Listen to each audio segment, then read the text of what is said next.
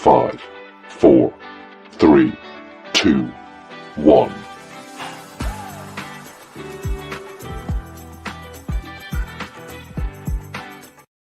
And welcome back, everybody, to another episode of the High Low Sports Podcast. It is DJ, joined as always by my co-host, Kelcey. We had ourselves a very, very busy weekend on the sports front. A whole lot of action, a whole short amount of time, and it was a pretty super weekend, I suppose. And we got a super show coming up today, too.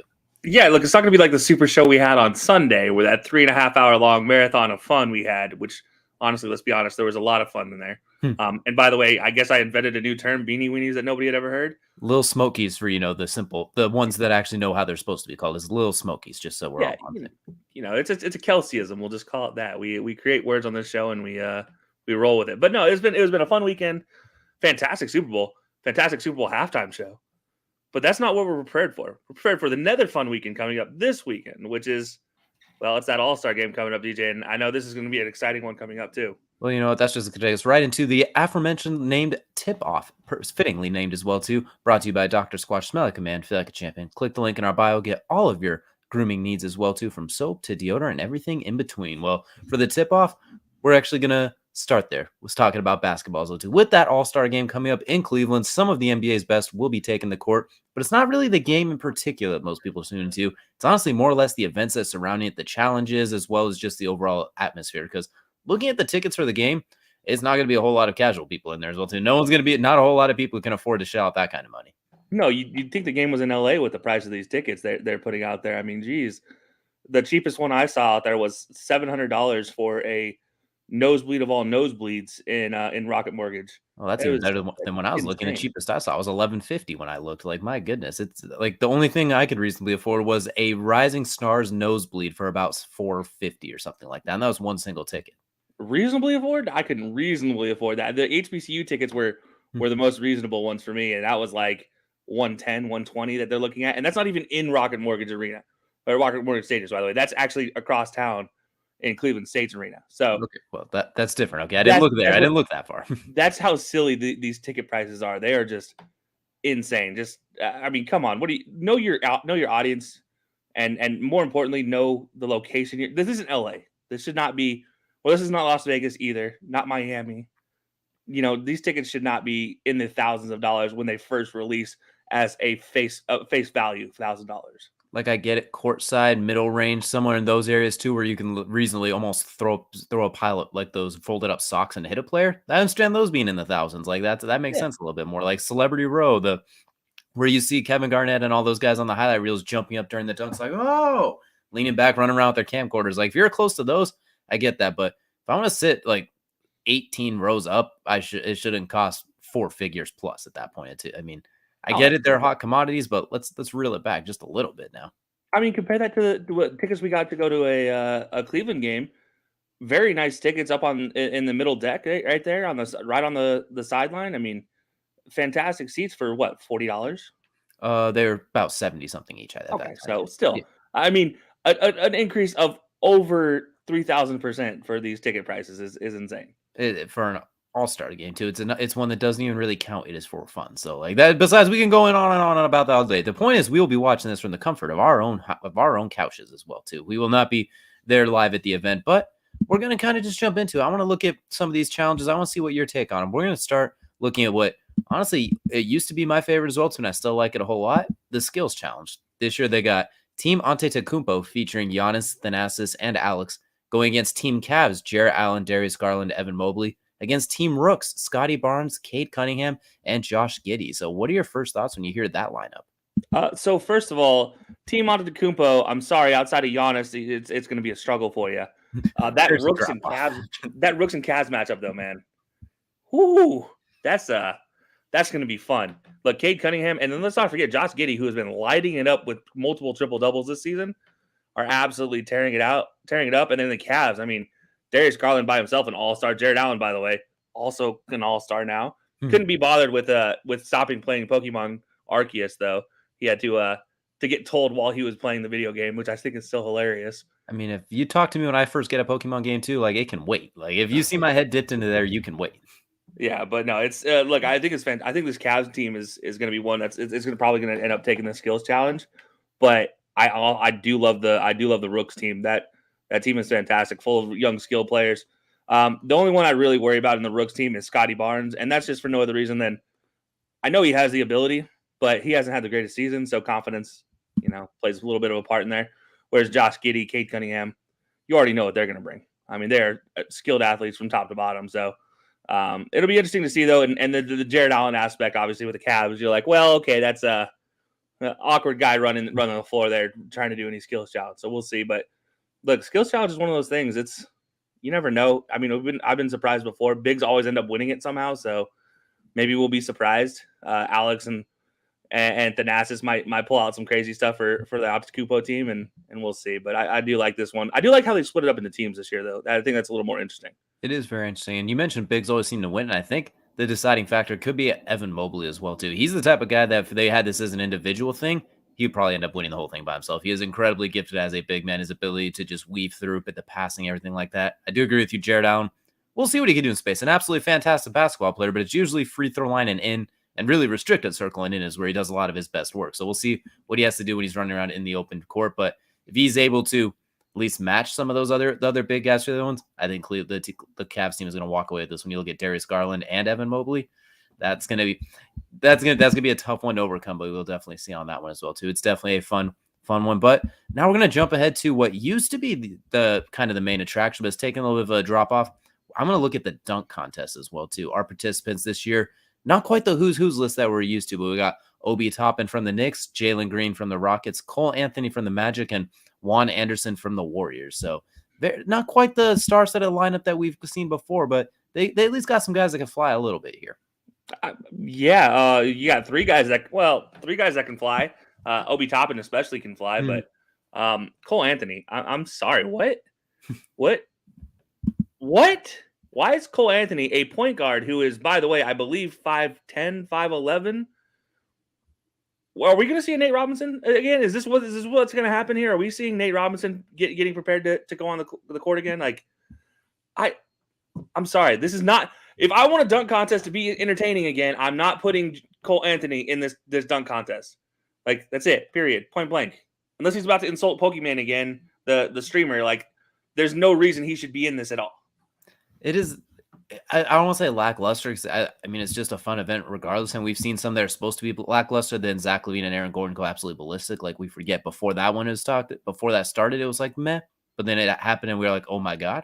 So I'm not going to rule it out yet, but when I look at it, Obi Toppin, he should be the favorite coming into this. Honestly, I mean he's the big high flyer. Like he is very Aaron Gordon-esque in his athletic ability. You expect him to this one. I have a weird feeling that I think Jalen Green's going to pull it off, though, as well, too. I mean, he has a lot of bent-up frustration playing on Houston all season. He's an outstanding athletic guard. I could see him pulling out something. And for some reason, you talked about how the big men always seem to win the skills competition.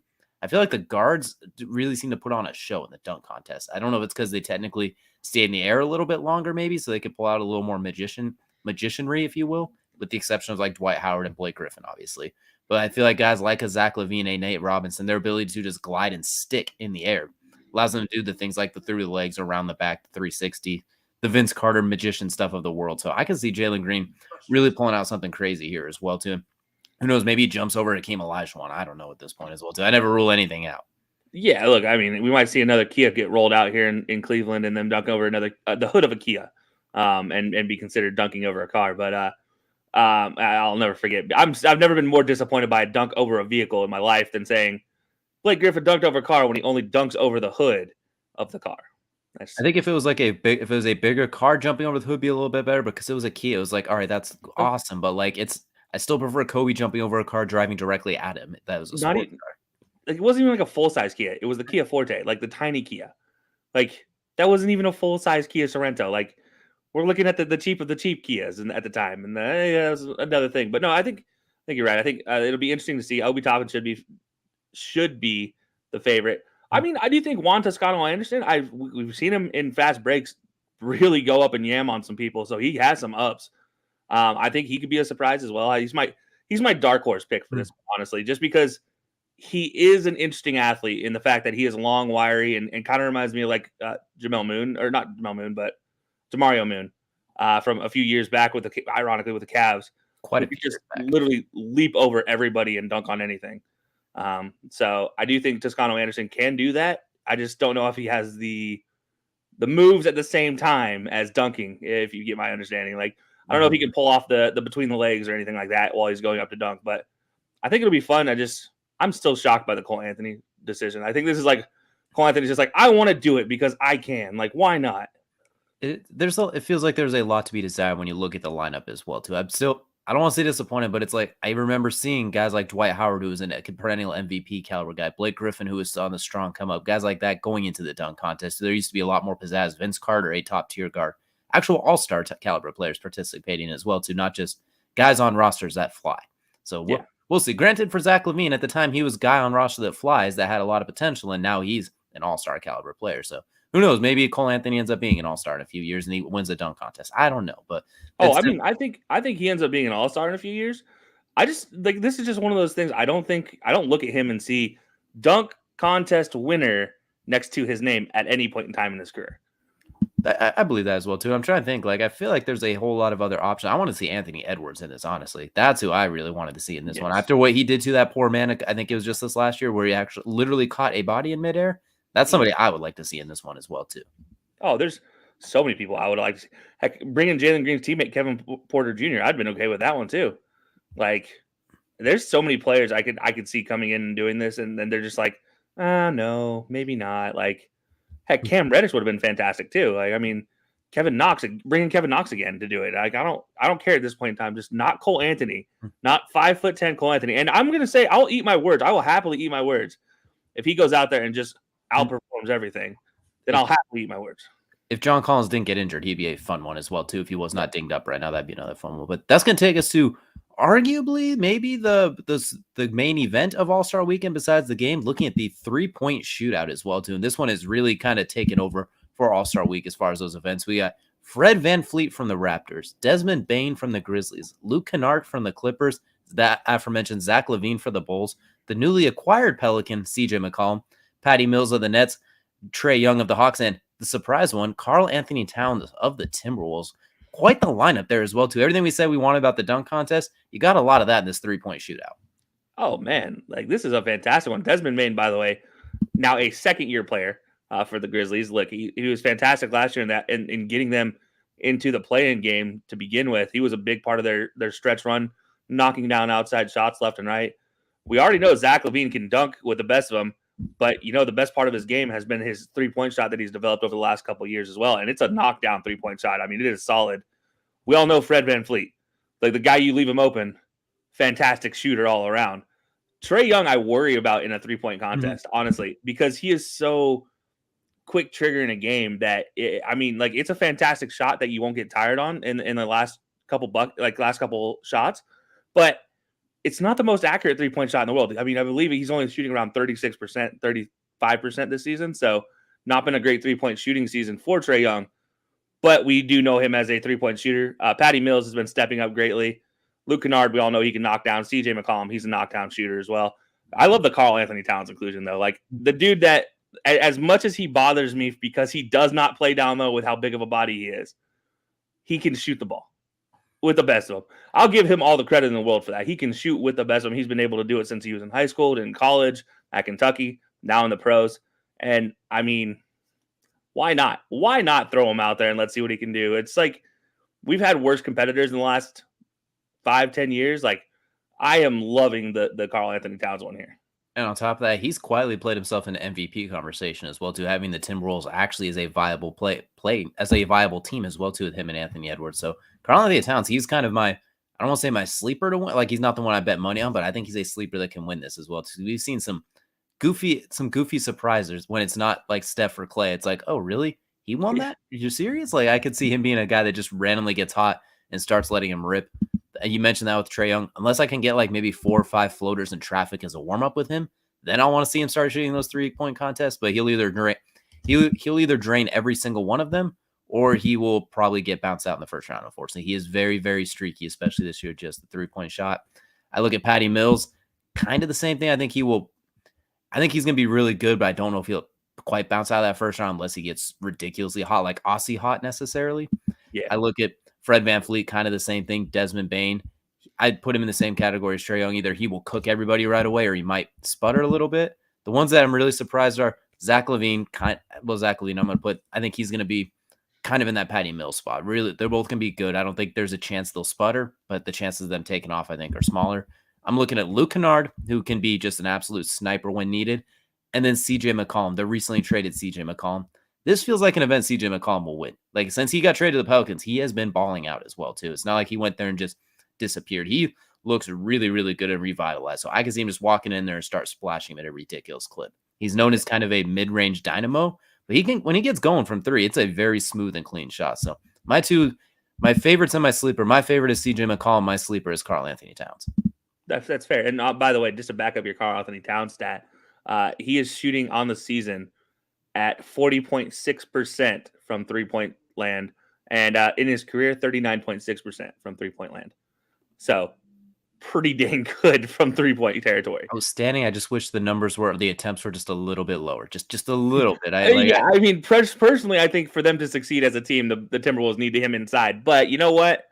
Do you, man? But I will say, for my favorite, I'm actually going to go. My favorite is going to be Luke Kennard, shooting at about 43% this season. Been absolutely lights out, and a guy who I trust wholeheartedly with the way he's been shooting lately to knock down open shots. And I'm going to go with you on this one. My sleeper, I think I'm going to have to pick Karl Anthony Towns just because why not? But if I'm going to pick just to give you all Karl Anthony Towns, I'll pick an alternate. I'm going to say Desmond Bane. Okay, that's a good one. So you get Karl Anthony Towns as your sleeper. I'll take Desmond Bane as my sleeper, but Luke Kennard is my favorite. I like as well, too. And Luke Kennard's honestly been one of the bright spots for the Clippers this year with the injuries and how they've been rattled as well, too. So I'm curious to see if he's able to carry that over. It should be fun. And just kind of to hammer home the point about Karl Anthony Towns with his shooting, him able to shoot as a big man has allowed Anthony Edwards to get a running start to the basket with nobody else in there as well, too. And once he gets takeoff, it's good luck everybody else down there. So honestly, that three-point shot from as much as we wish he shot a little bit less because we know how good he is on the block, it does open things up a little bit more as well, too, in the spacing, quote-unquote, game. So I hope he wins it as well, too. That'd be absolutely awesome. But that is going to do it for our tip-off, which fittingly was about basketball as well, too. That's going to slide us on into Kelcey's second favorite part of the show. That is the main event, brought to you by Colorcast, the premier audio sports broadcasting app as well, too. You definitely jump on there, give your takes for a game, get your own talk show, do whatever needs to be done. You can't miss it. There's room for everybody. And Kelcey, we kind of have to talk about it now. The biggest game of the year in American sports, the Super Bowl, just took place, and the Los Angeles Rams coming out with the Super Bowl W. Second time in a row, a home team has won a Super Bowl. Yeah, look, I mean, wow. Talk about a game, first of all. And this game was full of kind of crazy moments. Like, who would have thought OBJ would have been just absolutely dominating as he was before going down with the horrific knee injury? I mean, that, first of all, how dominant he was up until that point. I mean, we have to say that he was well on his way to Super Bowl MVP statistics. I mean, 2 catches for 52 yards and a touchdown. He was off to a heck of a start.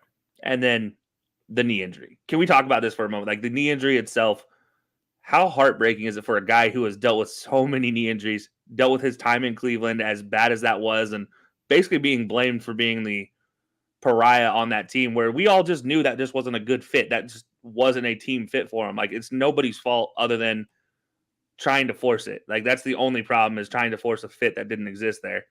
And goes to LA, starts to have a resurgence in his career.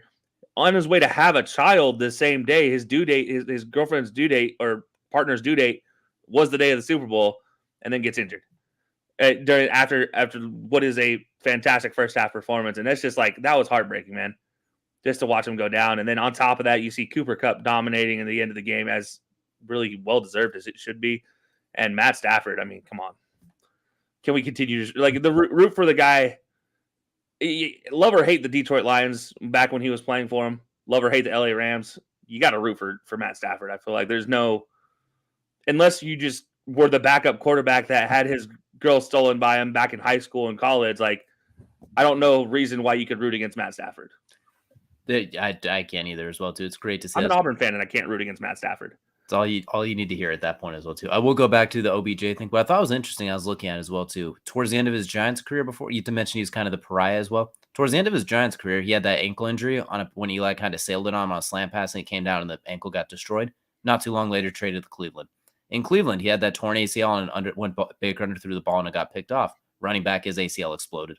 This ball, obviously the least egregious of them, is slightly behind him. He still has to catch that one. Then the leg explodes. So it makes me wonder, if the trend continues, does this mean we're going to see him go somewhere else soon as well, too, just to keep up with history repeating itself? I don't think so. He loves LA. LA loves him. He said he'll take a crypto team-friendly discount, so I imagine he'll stick around, especially because right now going into the offseason, torn ACL probably won't be available till like November, December at the best.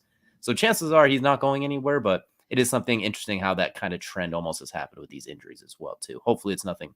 Hopefully he's able to bounce back fine. I mean, he's still a relatively young guy with a few years left, so we'll definitely see how that goes. Just It's interesting you mentioned that, because there are those rumors, and I'm sure we're going to talk about these later, but obviously the rumors after the Super Bowl of the trifecta of Rams, so OBJ, Aaron Donald, and Sean McVay potentially retiring after that Super Bowl, and we'll get into those later, but it's worth mentioning now that you say that has been the rumor after the Super Bowl, and you talk about his leaving after the injuries. That's something I'm sure we'll talk about a little bit later in this, but I mean, what is your besides just that? What else did you take from this game? I mean, this was a fantastic one for the Rams and really the Bengals for that matter too. Couldn't be a more fitting Super Bowl for Matt Stafford, honestly, as well too. His whole career, he's kind of been known as a quote unquote comeback kid who's a little bit reckless, a little bit. Started off really hot. OBJ goes down. Everything's suddenly it's basically him and Cooper and nobody else really, because Van Jefferson did not play his best game. The tight ends, that Skowronek was absolutely terrible, honestly. Like, they didn't have a whole lot of weapons elsewhere. They could not run the ball to save their life. He's basically back in Detroit almost as well, too. His best Detroit teams, as sad as that is to say, is basically what he had here to work with. Had some moments like that Jesse Bates pick was kind of an arm pump, but at the same time, you don't want him to throw that. The other pick off of a receiver's hands and just throws it right to the DB. It was very Matt Stafford-esque, but it's just perfect because when it mattered most, he found a way to make the comeback kid he has always been. I think he's top 5 all time in comeback wins as well, too. Like, he is absolutely fantastic.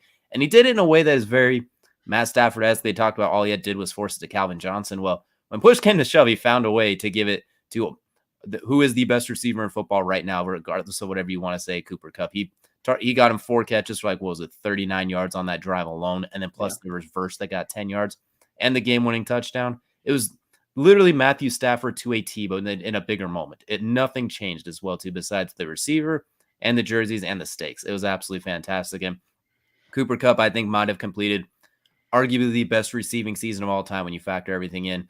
That led the league, the Triple Crown in the regular season, an incredible postseason run. I don't know the exact numbers off the top of my head, but it does rival that Larry Fitzgerald playoff run of a few years ago, plus the Super Bowl MVP with a couple of touchdowns. He was absolutely incredible. Obviously, you could still say you'd take Devontae Adams over him. Like, there's the opinions there. Some people take Jamar Chase over him possibly, but there's no doubt about it that Cooper Kupp right now, statistically speaking, is the best receiver in football. And moving forward, I don't see how this Rams team can't honestly repeat if everyone does come back as well, too. Like, I'm not saying I'm predicting them to repeat. Let's not get hasty, but they got a squad there, and Cooper Kupp I honestly wouldn't be surprised if he does it again. If he's a young guy who's already had as long as he can stay healthy and he can keep a relatively decent quarterback back there, if Stafford does retire sooner than later, I can see Cooper Kupp going on a run similar to what Antonio Brown did in the 2000s, in the late 2010s, before he Antonio Browned his way out. Yeah. No, look, so first of all, you mentioned Cooper Kupp, and we're going to start there. And you mentioned his playoffs, what the stats, 4 games, 33 receptions.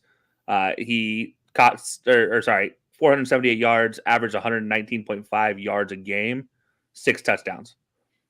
If you put this into statistical just reason, like just what it means, he has done in one season what Jerry Rice did in an entire career.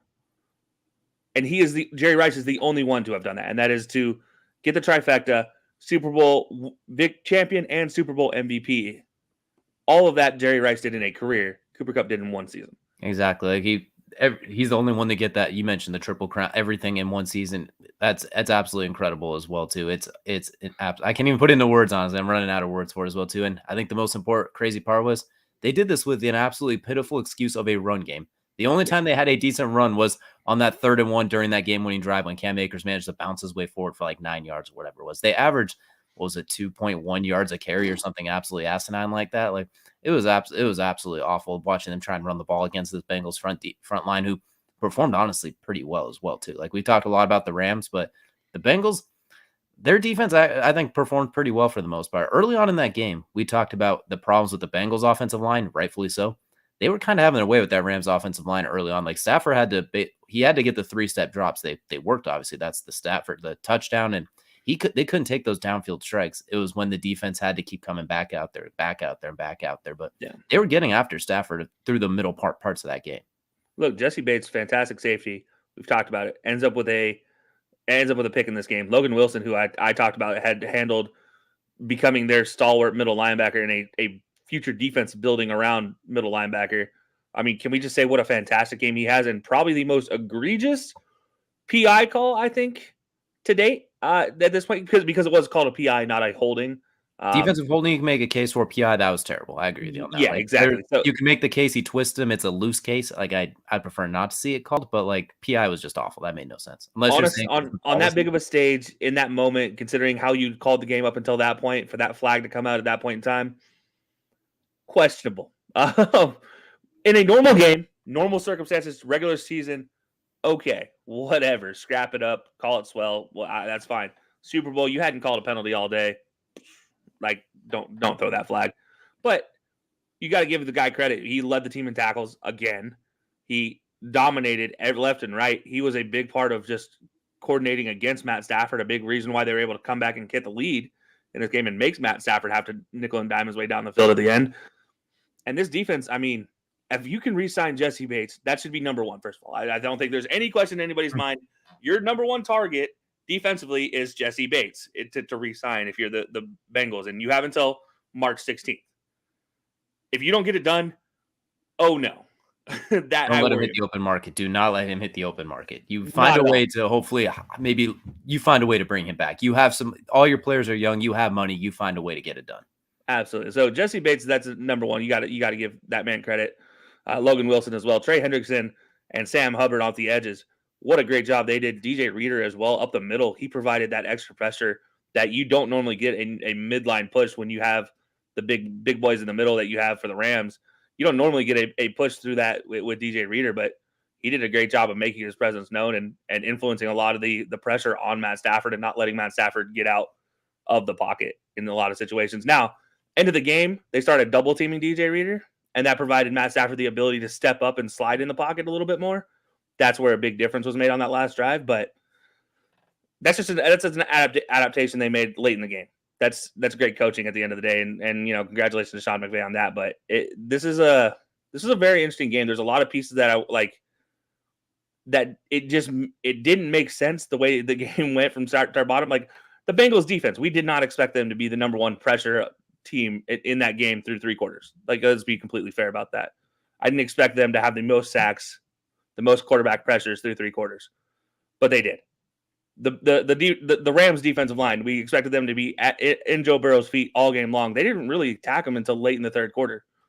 I say when it mattered most, they suddenly came alive. Like at the end of the half, and then through the back 17 minutes of game, they were absolutely all over Burrow. And that's kind of where we're going to transition next to the Bengals offense and the Rams defense going head to head.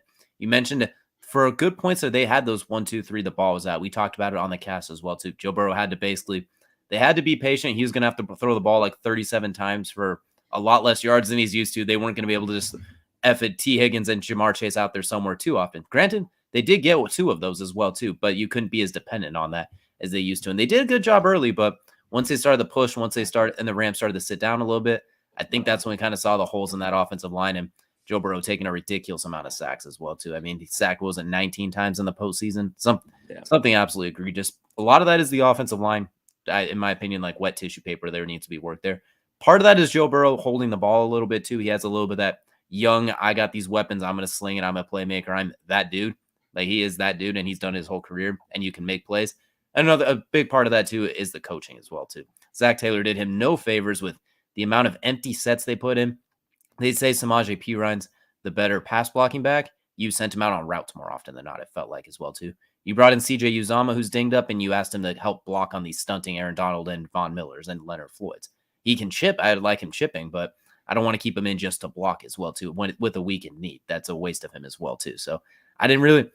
Zach Taylor's a fine coach. He deserves to be a coach. I'm not here to say he's terrible and they got here despite of him, but I don't think that was his best job. You had 2 weeks to game plan for this pass rush. There's only so much you can do, but it felt like he still had a lot of the same tendencies of, oh, Joe Burrow's so good in the empty set. He'll make it right. Oh, wait, he's a one-read quarterback when you put him in the empty set. Then it's not that his fault. He doesn't get time to survey the field when you have Aaron Donald and Von Miller having basically reservations for his lap before the play even starts.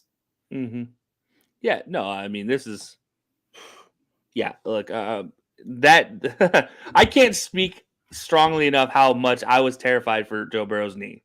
And by the way, rightfully so, as it came out after the Super Bowl, he re-aggravated that MCL.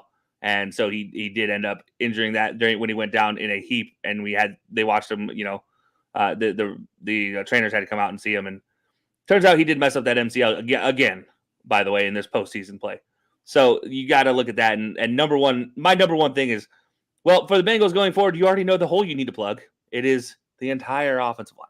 Oh, good. So we'll go and get to the fun part of moving. No, I'm not done. I still have to go back to this offense. I just have to start with that and just be like, because otherwise I'll go like forever on how bad Adeniji and Prince and Hopkins did in double teaming Aaron Donald, even though your job is to double team Aaron Donald when he's lined up over Adeniji. But you couldn't do it. You literally watched him walk through that defensive line time and time again. I mean, Adeniji did a great job for a rookie. But the problem is you're putting your rookie on an island with Aaron Donald, and you're not going to win that battle. That is a losing battle from day one. It was like putting Justin Fields out there against the Browns earlier this season, like the Bears, dude. It was literally just watching a guy, and you're putting live bait out there with no protection. Like, that is just what you're just watching and seeing, and it was awful to watch. And look, I got to give Jonah Williams credit. He was probably the only person on that offensive line that really can say they had a good game, and even he kind of let some stuff slip through, but he wasn't the one being punished as much as Adeniji and Prince on the right side. That is a complete hole on the right side. And like, Adenji's going to get better, but Prince he's a dude walking. Like, he's going to walk at the end of the season, and you need to replace that. But that was awful. And despite all of that, T. Higgins and Jamar Chase gave you 165 yards and 2 touchdowns between the two of them against Jalen Ramsey, the number one corner in the game. And they give you 165 and 2 touchdowns against them. Now, 80 of that could have been pulled back, obviously, with that. But obviously, yeah, there's the questionable. Still got loose. There's the questionable did not call this PI, which is my whole thing going back to Logan Wilson thing. If you didn't call the Jalen Ramsey one, which was egregious, how do you call the Logan Wilson one? I don't get it. But what do I know? I'm not an NFL referee, so be it. I don't get paid that well. But you got to look at that way. Like, despite all of that, this team still found a way to make itself a presence offensively and make itself known. And they did it without really the run game that they've been relying on all season long. Like Joe Mixon, I mean, you're exactly right. Samaje Perine was in there a good 45% of the time. Like, why is he in there? Why is Joe Mixon your star? Why is Samaje Perine taking the 4th and 1 handoff? 3rd and 1, but yes. Right, 3rd and 1 handoff to try to cinch the game. Why is that not Joe Mixon? Why is your superstar running back not in there? Why is the top 3 guy in yards carried offensively for a running back not in the game in a 3rd and 1 or even the 4th down play, the next play? Why? Does somebody explain this to me? Zach Taylor, I need answers. And more importantly, I think this – go ahead. Oh, I'll say Zach Taylor did explain that, actually. Basically, his explanation was the running back coach went up and asked him about that as well. It's like, hey, do we want Mixon on this 3rd and 1? And the play clock was winding down. He was late getting the plan. He's like, all right, we'll just let P. Ryan stay out there. Because they keep him out there in those pass-heavy situations like 2-minute drill as a pass blocker. So basically, he said it was like a heat of the moment, make a mistake sort of thing. The 4th and 1's the one that really – I mean, 3rd and 1, I get it. If you get the play in late, you're like, oh, shoot, we got to be – but 4th and 1, that is when all the marbles are out there. You don't mess around. That's like the Colts in that situation not having Jonathan Taylor on the field. 3rd and 1, you go too fast. You caught the running out of time. Whatever. 4th and 1, there's no excuse to not have him out there. Here's my thing. You have a timeout. You had 2 timeouts. Well, actually, you had a full set of timeouts at that time. I think they had 2 because they used the one after the failed 3rd down. So they had 1 left. So, but yeah, that's what I'm saying. I was thinking on 3rd and 1. Because I think they'd already used their timeout before that. Okay, so two timeouts minimum at that point in time. You get this 1st down, you win the game, essentially. Like, you can literally walk out the game at that point in time. I don't care if the clock is running down. Like, yeah, I mean, like you had a great opportunity. Let's put it that way. You have a better than 80% chance if you get this 1st down to win the game. And if you just use your timeout, get the personnel you need in there, there's no heat of the moment making a mistake conversation. And this brings me to a bigger question of Zach Taylor. We talked about this before the Super Bowl. is he actually a good coach, or is he being carried by his players? And that is the ultimate question as well, too. He did get an extension, so we're going to find out one way or the other. Like, he's going to be there through for at least 4 more years, I believe it is. So we're going to find out as well, too. And I don't so understand after you take that timeout, why you still stick with it on 3rd and 1, on 4th and 1 after 3rd and 1.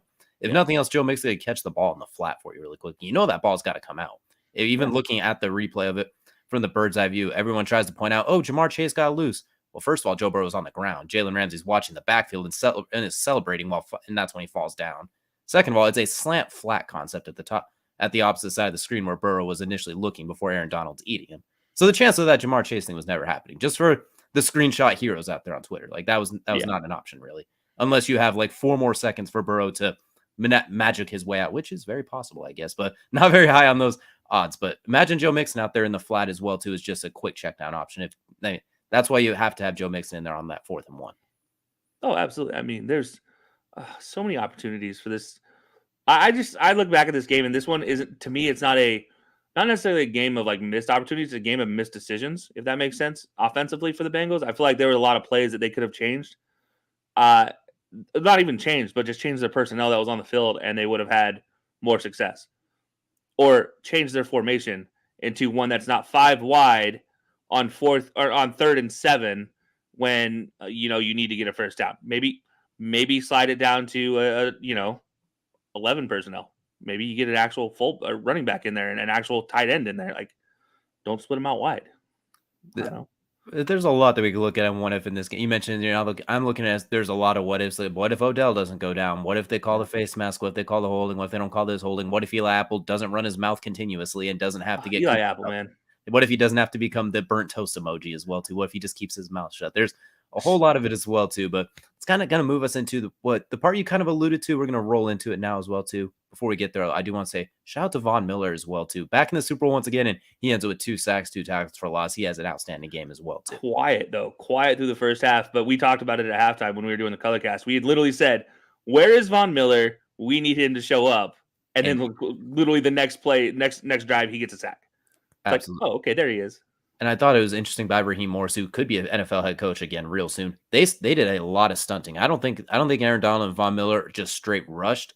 More, maybe 50% of the time. There was a lot of stunting, which made it harder to block. And I may have surprised the Bengals didn't go to any of their halfback screens, which they run at nauseum against the Chiefs. But then in this game, they didn't run a single halfback screen. The closest thing they got was a pump fake receiver screen that threw a slant on the backside. You did everything that the opposite way you did against the Chiefs on your first touchdown that got you into the game. Like Joe Mixon, again, I don't know. It would definitely screw up those twists a little bit, I'd imagine, as well. Because it's hard to chip when they're stunting like that as well, too. So it's another way to throw off them just a little bit, at least.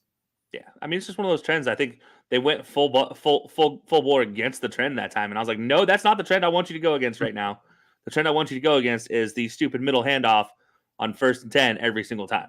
That's the trend I need you to buck, not the ad nauseum halfback screens against a twisting, blitzing team. Like, bring those back. It's kind of ironic. It's almost like he went with Sean McVay did in that Super Bowl against the Patriots in his first Super Bowl, where he kind of outcoached himself in a lot of spots and put Jared Goff, who, while a lot more limited than Burrow and Stafford, he put him in no-win spots, really. That's kind of what I think Zach Taylor did in some of these spots as well, too. He almost outcoached himself, which is what Sean McVay said he learned from in that first one. So that's a very neat, and that's kind of ironic how that kind of plays out. But we're gonna, as we wrap up this part of the segment, we're going to get to probably the part you've been most looking forward to. What do these teams have to do going forward heading to the offseason? You kind of allude to with the Bengals, so we'll start there. What do they got to do going forward if they want to try and repeat at least some of the success they had this season? Number 1, sign Jesse Bates. Done. Once you sign Jesse, literally offer him a blank check and say, put in however many years you want. You can be the highest paid safety in the league. Here you go. Top 5 safety in the league, in my eyes, today. Easily. I mean, I'd probably even put him up there top 3 at this point in time, just because how skilled he is all around. He can cover, he can hit, he can step into the box, and on top of that, he can pick the ball off. He doesn't have brick hands. So you add that all that into it, you have a pretty darn good safety, and he still has plenty of prime years left. You're looking at about at least 3 to 4 or 5, 4 solid prime years of him before he starts maybe tapering down, barring injury.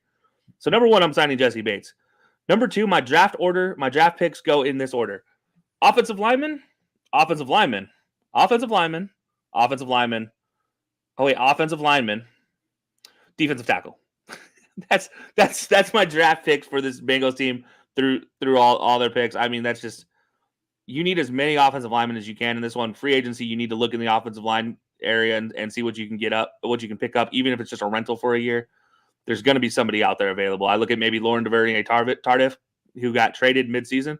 He's a free agent now.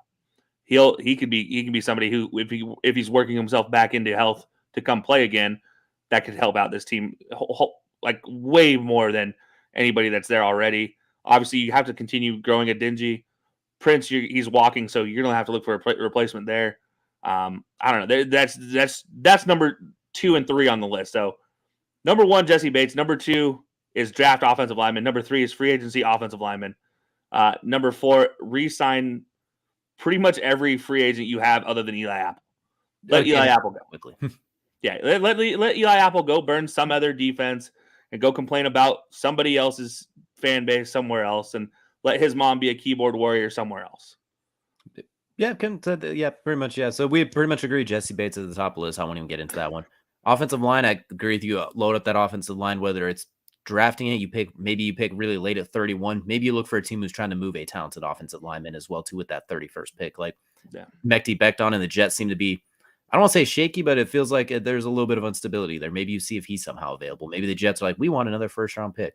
Maybe the Colts do something stupid and trade Quentin Nelson because they don't want to pay him. You never know. Like, if you can see what you can get, if that first-round pick, you could shop for a young offensive lineman or something, or a movable offensive lineman. See what's out there as well too. But I agree with you. Draft offensive line out the nauseum. The third underrated thing I think I'd look at is I want to see them get another linebacker to pair with Logan Wilson. I want to see, like, every great linebacker seems to have a running mate. You look at Darius Leonard had Bobby Okereke and Anthony Walker at one point. You look at KJ Wright and Bobby Wagner. You can go across the list as well too. Like, every great one seems to have a running mate with him. In the heyday of the Cowboys, and by heyday I mean just like a few years ago, Jalen Smith and Leighton Vander Esch.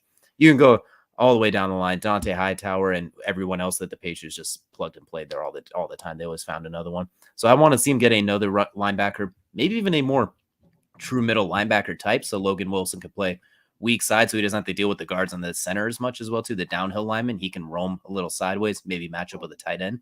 And I think put him in a Darius Leonard-esque role or something like that, where he could play as that, or something like that as well too, like Fred Warner and Dre Greenlaw, something like that. Because I think he's so good in the middle of that defense. I think off ball, when he doesn't have to worry about the big guys coming right at him and the blocking scheme being designated around him as the Mike, I think he could be just as dangerous. And then in the nickel, he could slide into that middle role. So get him a running mate. That's the thing I'm looking at. In addition to the obvious Jesse Bates, get the obvious offensive line. Like, those are set in stone. No arguments there. Get a running mate. And I think get another number 2 corner that you could trust a little bit more. Obviously, Eli Apple's gone. They didn't want to play him anyway, I'm sure. But Trey Waynes, they couldn't play either. Mike Hilton's a darn good nickel corner, top 2 or 3 in the game. Getting up there in age, but still top 2 or 3. Chibade Awuzie, really, really good. Played probably his best season this last year. And if you can get another guy you can stick out there so you can trust, you don't have to move Mike Hilton, because you need him to keep him as that number 1 slot corner. If you try and move him to the outside, you end up with Jabba Chamberlain going from the bridge pitcher to the full-time pitcher. And I think that limits him as well too. So find another corner that in those 3 corner sets you can trust as well too. So that's what I'm looking at for the Bengals. And I want to go to your linebacker conversation, because I do think that's a really important spot that you mentioned. They have Akeem Davis-Gaither, who I'm a big fan of, that is sitting there in kind of just no man's land on their team. He hasn't really, due to injury, didn't get to really play that much this year. But I think he's a fantastic prospect going forward. But with that said, at 31, there's some rumors that somebody like Nakobe Dean might somehow slip into that range. And I'm going to be completely honest and say this. At 31, if your options are a reach for an offensive lineman or taking a super highly athletic linebacker like Nakobe Dean, or maybe the best available player as a corner, I'm going to either say Nakobe Dean or that best available player is that corner. And like, I'll say you can take the rest of your draft picks and then go get those O linemen, but I do think that's something that needs to be looked at 31, because I'd say pull the old Ravens technique where they made the playoffs when they were making the playoffs, but they weren't like winning. They would just take the best available player that was there. And that draft philosophy worked out really well in the first round. I think that could be something that the Bengals could do here in that first round at 31, that, unless an offensive lineman slips, which there's been rumors that some of them are slipping, like Tyler Linderbaum potentially slipping down to him. Which if he slips to 31, sprint that card. You get Jamar, chase that card and sprint it to the commissioner. Like I'm gonna be calling their fastest ever draft pick in Ontario McCallum and getting him to take that one back up there with his 4.2 speed. Like I'm making sure that's what I do. But I mean, odds are you're probably not going to see that. So you're likely going to be looking at a linebacker that slipped or a corner that's the top available. And I think you have to do that. But I do think your number 2 option being an offensive lineman that slips. I just don't think you reach for that offensive lineman at 31. I think you have to go with that linebacker role like you're talking about, or that secondary corner, which I think would be fantastic for him. I do think regardless of whatever the plan is in the draft, they should bring in at least a veteran offensive lineman or two, like a Tardif or something like that. Just bring, even if it's someone who's kind of trash like Nate Solder, just bring in bodies that you maybe put Solder at guard and he's a little bit better. You just need to upgrade a little bit at least. Just move marginal to the right tackle. I mean, put him as a right tackle next to a Dingy. I guarantee you he's much better than Prince is at right tackle. Exactly. You just got to get a little bit better in a couple of positions. Just slowly build forward because, I mean, that division's not going to get any easier next year as well, too. And I think that linebacker spot, that's so key to me. It's like if Nakobe Dean is there, that's really hard to turn away, or at Devin Lloyd. I mean, you're in a division with Lamar Jackson and J.K. Dobbins. Kareem Hunt and Nick Chubb, arguably probably honestly the best running back room in the game, especially if they somehow keep Dearness Johnson for some reason, which would make no sense, but I digress. Then you, of course, have the Ravens with Lamar Jackson, J.K. Dobbins. And then you have Najee Harris with the Steelers as well, too. And whoever they put if they put Malik Willis at quarterback, then you got to chase him down too. Or for some reason Russell Wilson, like that. I feel like that second linebacker is key. Whether it's however they get it, whatever way, it's a definitely important thing as well too. So I agree with you. Offensive lineman primarily, but if for some reason a Nakobe Dean or a Devin Lloyd is there, it's like, well, shoot, guys. Sorry, Joe. Hold on. This is why I think you have to get something in free agency as well too. I guarantee. Oh, absolutely. So that'll take us to the Rams now, really quickly moving forward as well. And this one I feel like is going to be relatively quick. I'll go and let you start. What do the Rams have to do if they want to get back here next year? Don't let Aaron Donald walk away. Don't let Sean McVay walk away. They did both say run it back today, so it sounds like they are planning on coming back. Don't let OBJ walk away. And I honestly say that because I know Robert Woods will be healthy for the season. But I also look at maybe potentially moving on from Van Jefferson. And I say potentially, maybe keep him on the roster, but obviously cut Skowronek. Or trade Skowronek if you can trade him. I don't know if that's even possible, but get him out of there because he's completely useless for this Rams team. And bring in an extra receiver that I think the only thing they're missing is just a pure, just Wes Welker type guy. I know I love Cooper Kupp, but he is sometimes turned more into that number. Like he is clearly their number 1 receiver at this point. So I need somebody to go next to him and Robert Woods that can offset both of their skills, which both of their skills are that mid to deep range ability. Cooper Kupp obviously catches a lot of short balls, but I mean, I don't think he'll be doing that next year because of the way Sean McVay runs his offense. I think you need to add in a little extra piece there that can catch some bubble screens, catch some things like that, and do work. And then at the same time, take the top off until OBJ gets healthy. I formally object to. I want to see Tutu Atwell in his 4.2 5'6" self running. I want to see him just run straight every play and open up underneath. That's the thing. When was he ever used this season? I never saw him once at this point in time. Like, I think I saw him once in week 1, and I never saw him again. I think he did get dinged up a little bit as well, too. But I just want to see him run 9 routes. So if you don't guard him, Stafford lets it fly 70 yards and Tutu runs underneath it. But if you take a second to look at him, Cooper and Bobby Trees, Robert Woods terrorize the middle until OBJ comes back. But I think those would definitely be something that helps. Yeah, I do think those. I mean, really, they're honestly their problems aren't really major. You look at Taylor Rapp coming back healthy. That's fantastic. Obviously, Eric Weddle, congratulations. You got your Super Bowl ring. Now walk into the sunlight. Goodbye. And he's doing it with a torn pec, too. Exactly. And so their safeties will be fine. They're healthy now. I do think that Darius Williams, I don't know. I'm torn about Darius Williams, honestly. I don't know if he is a solid enough number 2 next to Jalen, considering how they run Jalen in this defense. So I think you maybe need to get another corner. Whether it's to replace Darius Williams or to go with Darius Williams when they slide Jalen into that slot, I don't know. But I do think you need to add another corner into the mix here that might even things out. Ideally, they'll get a nickel corner and quit doing that with Jalen, but I digress. But I mean, really, this Rams team doesn't have a whole lot they need to fix. They just have a couple spots that were a little questionable. I do look at the middle linebacker with Reeder. He has stepped up valiantly late on in the season, so I can't really complain too much. It depends on what happens with the retirements and things like that and free agency. But I think if you can just shore up your team at this point in time, just re-sign the major free agents, you'll be fine. I'd agree with that. Definitely bring back OBJ if you can, especially just for the back half of the season if you make the playoffs again. I want to see them retry. It's tough because you don't have any picks, but see if you could tidy up that offensive line a little bit because it's not awful, obviously, but it has some weak points. I mean, we saw the Niners with their front line always give them hell as well, too. We saw even the Packers, who have a weirdly effective front line, sometimes give them hell.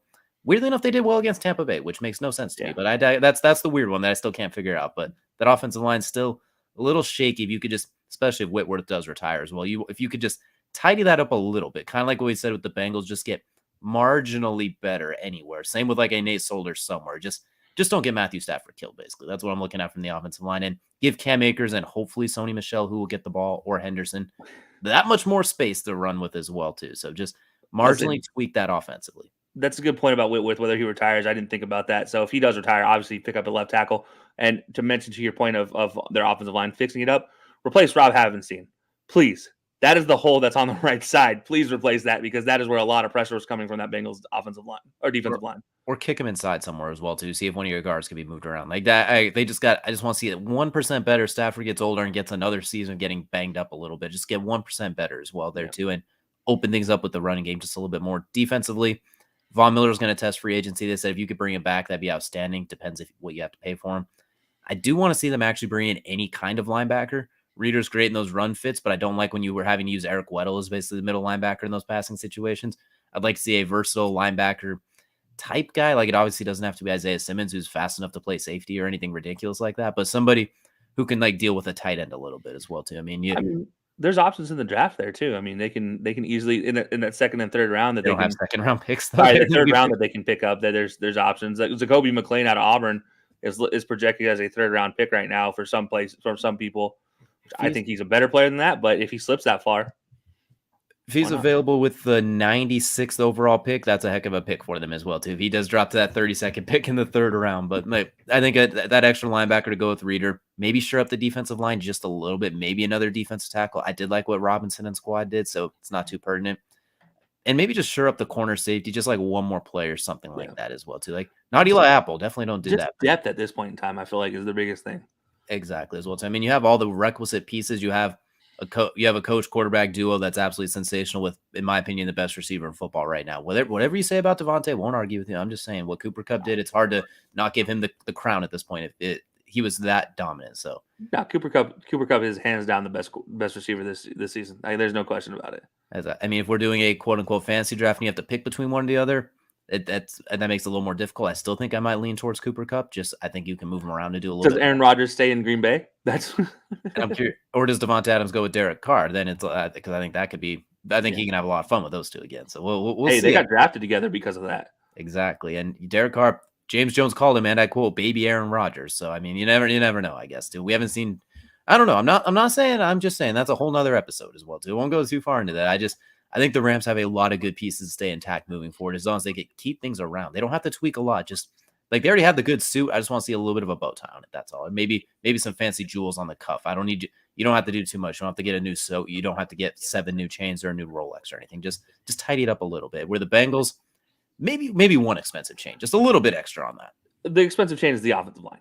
That's what you need. Really, yeah. And then the nice cuffs on the suit would probably be like that linebacker and maybe another corner or something like that. Just show up the pieces because Bengals could reasonably be right back here in the Super Bowl next year with a few tweaks, or they could real quickly miss the playoffs, especially in that division as well. So I mean, the Ravens were 8-3 with the worst injury luck ever before the Bengals took off. The Browns were a catastrophe and were actually ahead of the Bengals at one point in the division and I'd beat them twice. And then there's the Steelers, who one of the better run organizations, still somehow made the playoffs with a corpse at quarterback and an emerging superstar running back. So they're always going to be in the thick of it as well, too. So the Bengals, it's a weird path back. You either have a chance to be right back there, or you could end up picking like 17 again or something weird like that. So that would be interesting. No, yeah, it's going to be very interesting going forward. But I don't know. I'm excited to see. But by the way, I'm still standing by my Najee Harris, best running back out of Alabama. Point considering after his rookie year what he's been able to do in this rookie year only with a statue at quarterback. So stand by that wholeheartedly. Just gonna keep mentioning that every time Najee Harris is mentioned. I'm mentioning that I said it first. I don't think anyone here doubted that Najee Harris is going to be a fantastic. I said I don't know if he'll be a better pro than Derrick Henry, But we said as a prospect, I agree with you. He was fantastic. Like there was no doubt he was a first round pick for both of us as well. Didn't want him to go to the Steelers. Didn't like that fit, but he found a way to make it work nonetheless. Absolutely. I mean, it is interesting to see. But that'll do it for our main event. And that's going to take us into Crunch Time, presented by Swift Lifestyles. If you guys have not checked out Swift Lifestyles yet, do so. It is the energy benefit without all the nasty stuff, nasty side effects. You get all the energy and without all the shakes. DJ use it all the time. Think of it like pre-workout without the jitters, without the scratches, without the itchy butt, anything like that. Kind of like G Fuel that actually will help you work out as well too. So definitely would recommend it. And use code High Low Sports, get yourself a little discount, and maybe help us get a chance to design our own flavor or pick our own flavor as well too after. So help us get that as well. Just give it a try. It can't hurt. Absolutely. But so DJ, what's been on your mind for Crunch Time? There's a lot of things happened lately, and we haven't had a whole lot of time to talk about it. Crunch time. I'm gonna go relatively quickly. We're gonna go to the Octagon and talk a little fisticuffs. Obviously, the big pay-per-view this last weekend, we saw Israel Adesanya defend his title for, I believe now that is the 5th time over Robert Whittaker, the guy he took the title from not too long ago, in a kind of lackluster unanimous decision. Where depending on who you talk to, some people thought Robert Whittaker won. I thought Izzy won, but I see the point is it wasn't nothing special really, considering the star that Izzy is. It was like you were waiting for him to just unleash, and after like 1 or 2 shots in the first round, he was sparring. Basically, he was on cruise control. And Robert Whittaker seemed like he was more worried. He's like, can't get starched again, can't get starched again. Didn't really go for broke, which it was smart. It kept him in the fight and gave him a good chance. But it was interesting. And a lot of people are Izzy deserves a lot of that respect. But let's not compare him to Anderson Silva quite anymore. Simply because Izzy's a better striker. Anderson's a better killer. Anderson, if you had to stand with him because if you took him down, he's one of the better submission guys off his back in the game, and had a unique ability to just kind of relax, take his time down there and work his way, either find his submission or get up. Izzy, he doesn't have that part of his game yet. On the feet, he'll pick you apart like a surgeon, and it's really impressive, but at the same time lackluster. But if you give him an opening, he'll kill you at the same time. So I don't like those comparisons. He's a Stephen Wonderboy Thompson cranked up to 11. That's how I look at Israel Adesanya. Fantastic, top 5 fighter in the game, top 3 depending on who you talk to. I'm curious to see what he does going forward. It looks like Jared Cannonier is going to be his next matchup. That should be a fun contrast to styles. The powerful sledgehammer swinging Jared Cannonier as well. And then co-main event, Tai Tuivasa. What an absolute statement as well, too, what he did to Derek Lewis in Houston, who, by the way, Derek Lewis quit fighting in Houston. It does not work for you there. Get out of your hometown. Like that, just don't fight there anymore. But Tai Tuivasa making an absolute statement. He's 1 fight away from a title shot, arguably, depending on who he goes against. Powerhouse is tough as nails. I really wish he didn't do the shoeies after his victories because it's absolutely disgusting, but good on him as well, too. Absolutely incredible statement. Like he's going to be a force to look forward to. And I'm going to look in the current jerker of the pay-per-view. Bobby King Green had an outstanding performance, absolutely picked his opponent apart, did the same thing, hands low, talking all the trash in the world. And he gets an easy unanimous decision, incredible performance. And he's going to be fighting again in about 4 days, if I'm not mistaken. I think he's going to be in 3 days. He's going to be the main event of this weekend. He decided to step up to fight Islam Makhachev, who is considered the boogeyman of the division, after his opponent Daniil Dariush, who pulled out of the fight just recently as well too. So definitely looking forward to that one as he's taking on a top 5 ranked guy. And Makhachev is probably going to shoot him, probably going to take him down. It's probably not going to be close. But if Bobby Green's able to keep it standing, he's going to talk all the you know what, and he's pretty dangerous on the feet. So Bobby King Green, a worthy name for it. He dropped his crown after what he's doing right now. So that's what's on my mind in the world of fisticuffs. That'd be interesting. And by the way, I got to shout out Tai Tuivasa for walking to the ring with Girls Just Want to Have Fun. And he was mouthing the words and lip syncing to it on his way. He was probably full-fledged singing, but I didn't hear the audio, so I couldn't see it. But beating one of my favorite fighters in Derek Lewis just because of his one-liners afterwards. Just I'm all about the smack talk. So give me more of that if Bobby King Green can give me more smack talk. But for me, crunch time, I got to go back to Brian Harsin at Auburn. And after all that crap that they tried to say Brian Harsin did, all of it was thrown out. None of it actually happened. Proof does not exist. And Brian Harsin, after being threatened and his job threatened after 1 year, everybody slandered his name, shows up the next day to the Auburn basketball game after he was cleared with his team in tow, lighting up the student section, enjoying his time, showing that he is a better man than the Auburn Board of Trustees. And you know what? Congratulations, Brian Harsin. You are now the king of Auburn, and you are well-deserved. If you fought through all that, you dealt with that with your family, and all the accusations were thrown. I mean, everything just turned out to be nothing. All of that drama. And here he is celebrating like, what is the king of the campus now? Him and Bruce Pearl, just give him lifetime contracts because you're going to be seeing a lot of them going forward because that's a huge thing. An outsider beating the Auburn Board of Trustees, which has never happened.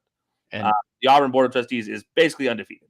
That's definitely good for the culture moving forward as well, too. Definitely curious to see how that plays out as well, too. And real quick before we get out of here, DJ's preseason Super Bowl pick did pay off. So if you did actually follow our bets during our preseason picks, I didn't let you down, even though I let you down with everything else this year, it feels like as well, too. So that'll do it for us today. We appreciate you stopping in with us. We'll see you guys next time.